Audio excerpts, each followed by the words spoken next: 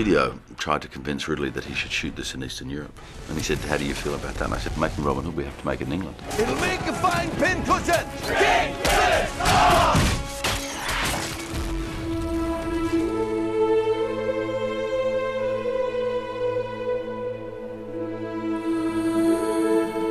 We filmed in the beautiful countryside around London, and a village was built there. They actually built a village. Alan Adale, Will Scarlett, and Little John, Lady Marian. They planted crops, and because the film was delayed by a year, those crops were then harvested. It was as if we really had something very authentic in the middle of the English countryside.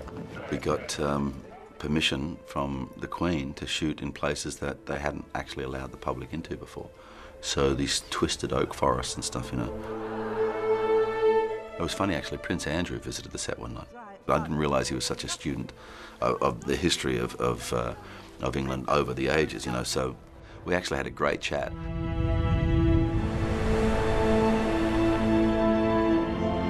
The great thing about Britain for me, being an Antipodean, you know, Englishman, is the bounty that this small island can continue to give up. The way the leaves come out here, you know, where the winter seems to have, like, you know, pushed everything down, and then suddenly everything's back again with a vengeance.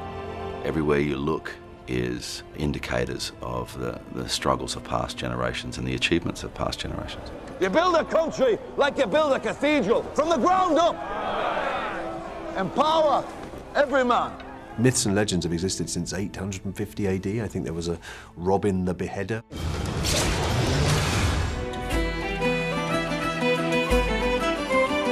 If you want to know anything about the heritage of our country, you can do worse than go and visit where it comes from. The spirit lives on in the ancient oak trees of Sherwood Forest, and the spirit lives on here and here, in our hearts and our minds. We have the exhibitions here in Sherwood Forest and also the one at Nottingham Castle.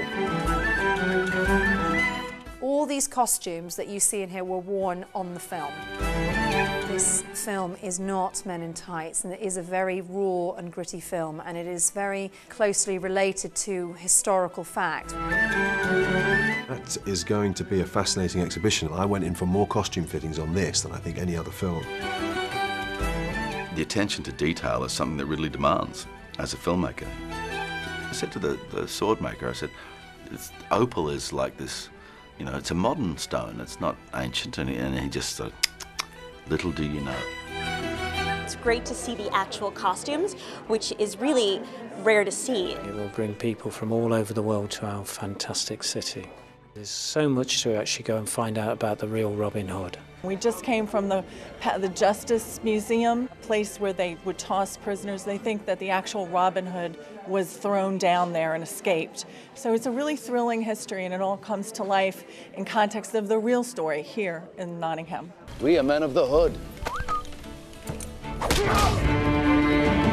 Knowing that you were on a horse that had an original saddle, knowing that you were using a sword that was made in exactly the same way as the swords would have been, and then you're fighting guys, you know, it's like, it's almost exactly how it would have been. And what fascinates me is how these guys ever fought at all, because the weight of the chainmail and the armour means that all those sequences you see where people in armour fight for hours and hours, I can't believe that's true. I think they maybe 2 or 3 blows and they all had to lie down and have a cup of tea. We love being in Wales. You know, my grandfather, my dad's father, he was from Wrexham. But as Kate Blanchett has said it, where we both live is a place called New South Wales. It was like, oh, that's why they called it New South Wales. You know, this long crescent-shaped beach with the, you know, the deep sand and everything. It's a gorgeous place, you know. One of the most beautiful spots on the earth. I mean, that beach is absolutely gorgeous. I was there with my family and my 2 small boys, and they were absolutely riveted by the event. We have 800 cast, 1,500 cast and crew, 130 horses, 80-something trucks, 40 ATVs. 15 cameras, a helicopter. It was a massive undertaking. Beautiful hot days, guys had their chainmail offline in the sun. Surrounding towns we visited were always very hospitable. You find some incredible sort of tea shops and people to chat with. What I did with the Merry Men is wherever the opportunity arose, wherever we visited, without announcement, or whether in Wales or whether in Derbyshire or whatever. But we would just go and sit quietly in the corner of a pub somewhere until we felt the temperature of the room was right, and then put on a bit of a show. Well played. And one thing I really love about England is that you can get a sing-along happening at the drop of a hat, mate, and the voices are pure and melodic, Go to any football game, and what erupts from the terrace is just really exciting. Visit Britain.